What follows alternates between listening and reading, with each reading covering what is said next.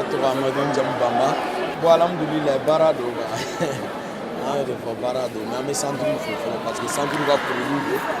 Ya barage alhamdoulilah aswara. Bon, alhamdoulilah, tu m'as barage. Mais sport sariya don dɔ la a bɛ ɲa don dɔ la sinon an ye ninnu bati la mais bi ta an à la légère o de don sinon jouer alhamdoulilah. Défaite nana défaite sport sariya de don min na victoire bɛ défaite fɛnɛ bɛ na c'est la règle du sport quoi. An ma gɛlɛya sɔrɔ tournoi in bɛɛ kɔnɔna la fo n'a kɛra an ka quart de finale contre Nigeria. Bon o gɛlɛyara an bolo dɔɔni quoi an y'a bila an kunna ko min don o kun tɛ bon an nana match gɛlɛyara dɔɔni an y'u ci mais c'était pas facile quoi. Ne tɔgɔ Ɲele Adjuma Damini. Fɛn min y'an dɛmɛ ka gagner défense an ye défense kɛ ani an ye ɲɔgɔn encouragé an kun bɛnnen don an m'an tigɛ di ɲɔgɔn ma ka match kɛ jusqu'au bout.